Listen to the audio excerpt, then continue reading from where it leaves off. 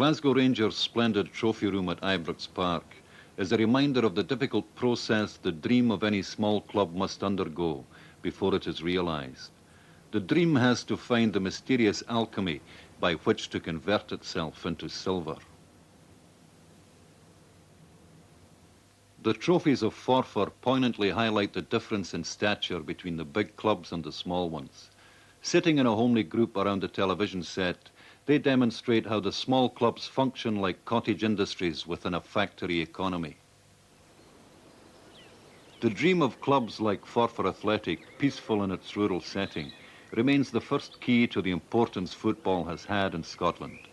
But before it can open the door to significant success, it must be combined with a second key, the regular click of the turnstiles.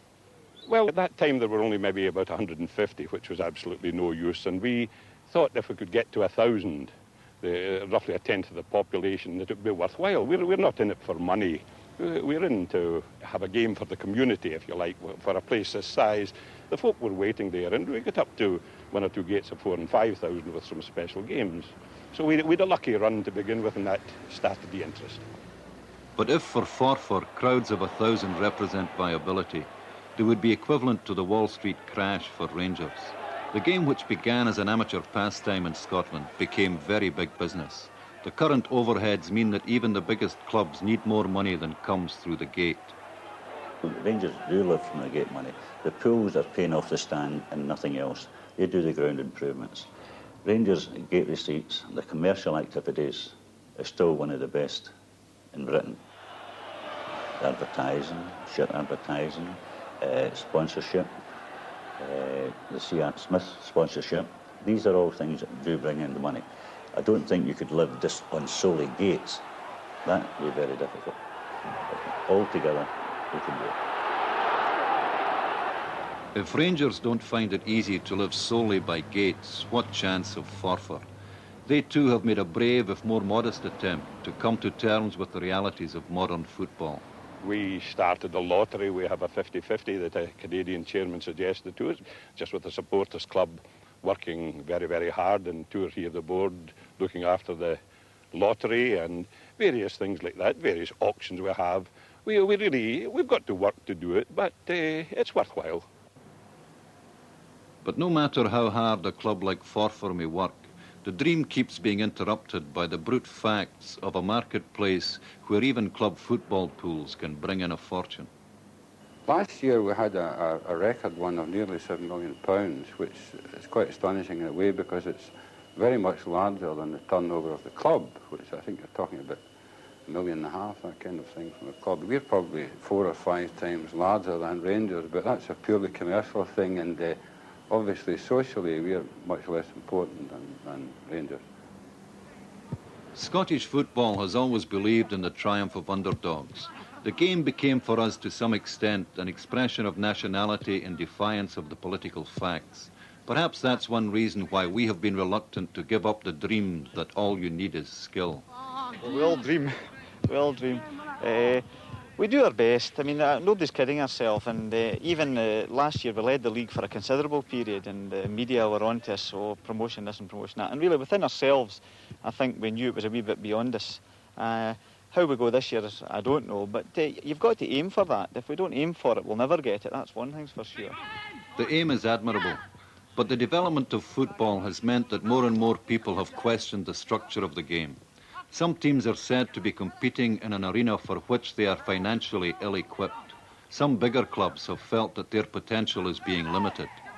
The smaller clubs, they know with the sponsorship money and they can live, but they'll never achieve the heights, you know, of Premier League status. And this is where you can get a conflict of opinion. Isn't it right there should be targets for everybody in this game? Isn't it right that we should have something to aim for? And that's what every club aims for, is to play in the highest possible level. Never believe the stories you get that people don't want promotion. What happens in Scottish football is presided over finally by the Scottish Football Association. For some time now, they have been the ultimate arbiters in a debate over the future of Scottish football. Is it time for the haphazard ambitions of the smaller clubs to make way for the more business-like demands of the modern game? Well, I've always felt that Scotland, with all our callousness and rebelliousness and wanting to feel a separate identity and tremendous energy we have, they're still running through it a great hardcore of conservatism with a small c. People are very conservative, even in Glasgow, still wear the bowler hats, still want to be safe. And by and large, we're not very receptive to good ideas, or maybe what they think are revolutionary ideas.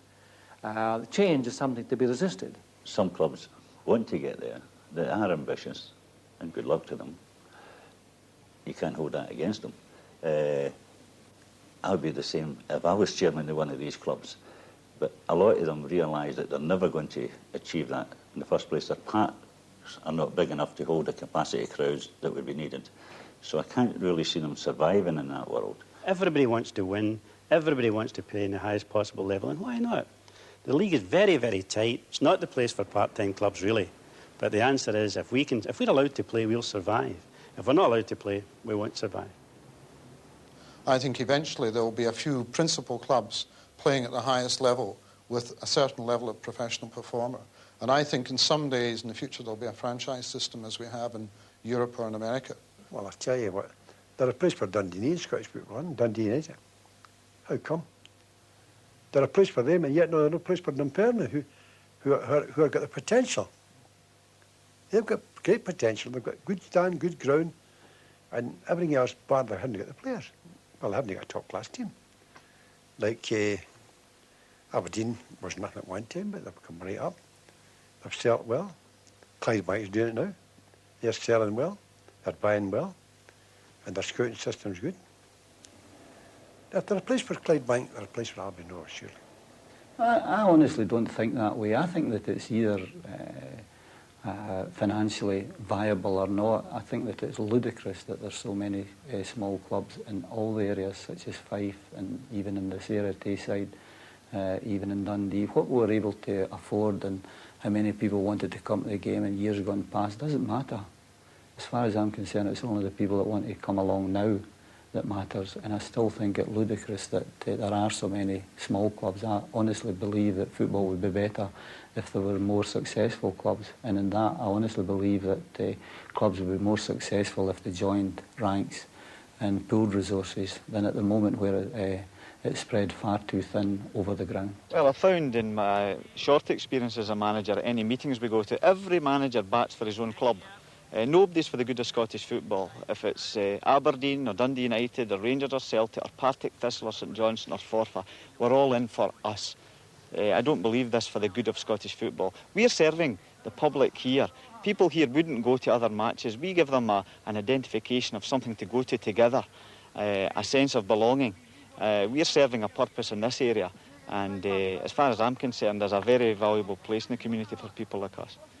No, I think on a political level, I think the government have now decided that, yes, they want soccer, but in a certain level in terms of stadia, facility, and equally it's got to be self-funding. The only way that can be done is not by underwriting those clubs, which unfortunately don't have both the customers and the economic base to sustain themselves. I mean, in the essence, the marketplace and competition is not sustained in Scottish football. If it was any other industry, in fact, it would rationalise itself purely by demand and supply. We tinker with it just now. We've got sponsorship money which is now used to underwrite less fortunate clubs. But I think eventually reality will settle. And I'm determined that Hearts Football Club will be one of the clubs that will participate in the new generation, whatever it may be. I don't think money can buy football players. I don't think so. Because Crystal Palace and Proofree millionaires in their time, aren't they? Right? And they know how to team yet. The other main governing body of Scottish football, the Scottish Football League, is an association formed by the clubs themselves. It has reached a new agreement. In effect, this will make it less easy for smaller clubs to play in the Premier League, and it will give the bigger clubs significantly more voting power. Is the dream of the small clubs losing out to the turnstile? Scottish Football League and the 38 member clubs that we have had, we're celebrating our centenary in 5 years' time, and I'm quite confident that the member clubs who are present today will be with us in 1990, which is our centenary. But by then the balance of power will have shifted significantly. One man who saw early the need for the game to rationalise itself like an unprofitable business was Wallace Mercer.